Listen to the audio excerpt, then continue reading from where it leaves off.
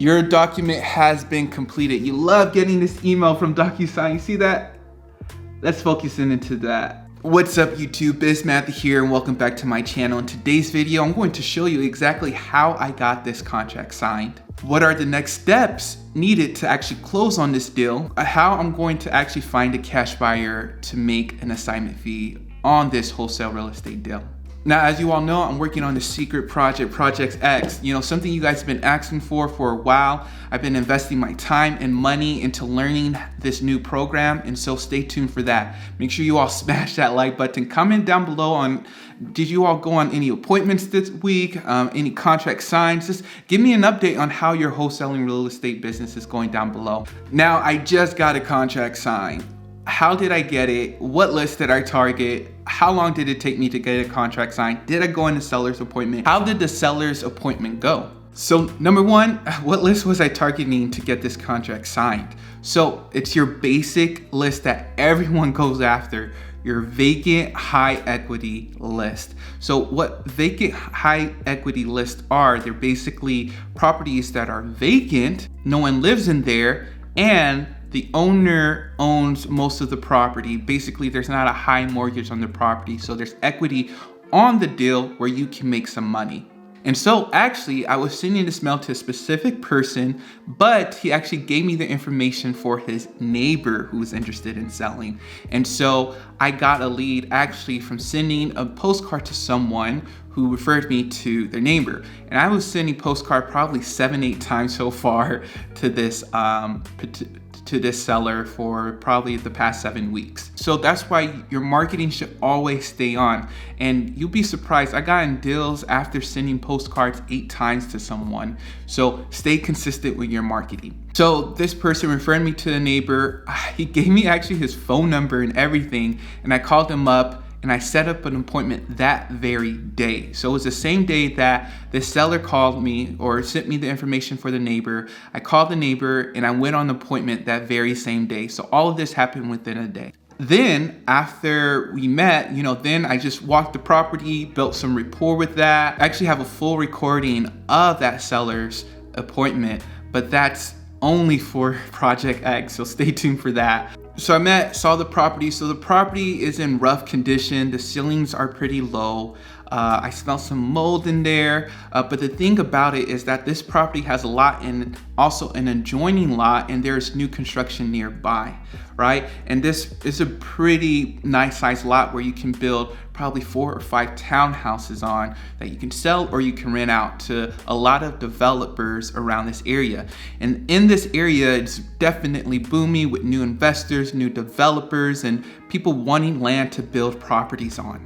So actually, when I was talking with the seller, I was talking to the grandson of the owner. The situation is that the owner of the property is in an assisted living home and the daughter has power of attorney. I was actually speaking to the grandson. So there's a lot of moving parts, but he was representing the power of attorney, the owner's daughter.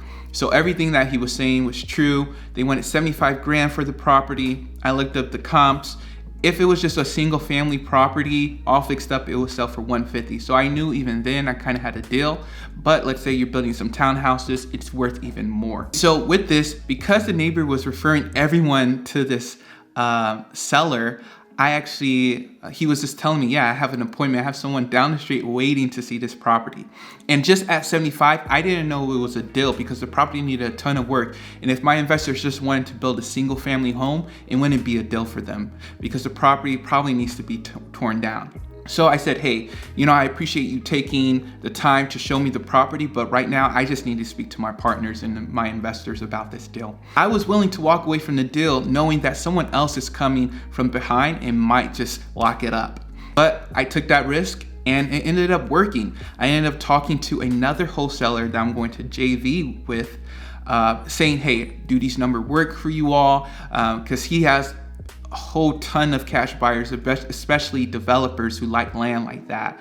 And so we're just going to partner in JV with this deal. And then 2 days later, he said, yeah, it's a go. I think it's a deal. We can move it for around 90 grand, split the 15 grand. 50-50. Yeah, I called back the seller and he was all like, wow, this is crazy. I just received a call from the other person who looked at the property. And me, I was thinking, oh no, this is done deal. He already locked it up. But he said it was still available at 75 grand. So at 75 grand, we locked it up and I just got the contract signed. So what are the next steps after getting a wholesale real estate contract signed?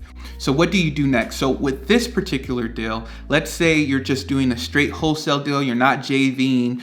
Your next steps are to market the contract to your investors.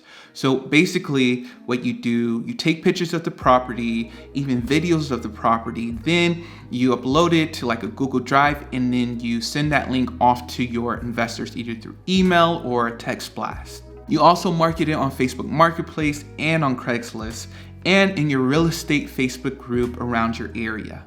So after you do that, hopefully if it's at a good price, you have buyers interested. So either buyers will email you back, call you back, or message you back on Facebook or on Craigslist. Then you kind of talk to them, explain the situation. Don't try to hide anything about the property. Let them know if the property has mold, if there's foundation issues, so you won't have to waste your time and their time. And if you have enough interested cash buyers, you hold a showing for the property where you bring your cash buyers in to actually look at the property itself, walk it through. Or if you have some cash buyers who are willing to buy sight on scene, that's great also. If they can just buy off of what you say, because you worked with them before, they trust you, they know you're just spitting out straight facts to them, they can buy it sight on scene, just based off of the pictures and the videos and the description that you give them. Once you have a cash buyer, let's say someone who agrees upon the price right away, agrees upon, like for example, we contract this for 75, we're looking to sell it for 90. Someone says, okay, I'll buy it at 90. Boom. You give them a contract, an assignment on contract where basically tells them that you are assigning the original purchase and sales agreement to them for a certain price. Of course, when you're marketing this deal, you're marketing it at 90 grand to your cash buyers, which includes your 15 grand. And so when you send them the 15 grand assignment on a contract, they know that 15 grand is included in the 90 grand. Once you have both contracts signed, if you've been working with a title company for a while, you just send both contracts to the title company. They start escrow, which basically means they start the process of closing, which is doing a title search on the property, making sure the heirs are right. And with this particular deal, we're dealing with a power of attorney. So they're going to research that. If they need a power of attorney document, they'll request for that too. And we can get with the seller to send that off to the title company. And the title company will contact the seller, make sure they have all their contact information and that they're able to close at a certain date. And with this particular property, since I'm JVing with another wholesaler that I JV'd before, worked together on deals before, I just send them the contract. Their responsibility is just to find the cash buyers, do the showing, close out a title company, and I just collect my check. With a JV deal, especially in the beginning, it can be easier for you all just to, okay, you acquire the property at a good price, and they take care of finding the cash buyer for that particular deal. Another thing to consider, especially in your beginning stage, let's say you got your first deal under contract and you're actually JVing with another wholesaler, ask that other wholesaler, hey, can I come along with you all on how you show your properties, how you find your cash buyers, and how you find your wholesaler-friendly title company? Because eventually you want to close deals on your own. And so that information is very valuable because you don't want to always JV, but JVing is great when you don't have the right amount of cash buyers, or if it's a particular property that you never dealt with. Like I JV'd with people on like fire damaged properties, tornado damaged properties, and now this one, which is mostly land, I don't have much cash buyers for that because I mean the property is a tear down.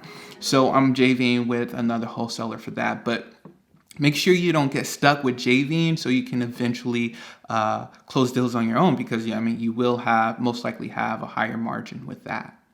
All right, you all, so that's how, number one, I got this contract signed. And then number two, what my next steps are after getting this contract signed.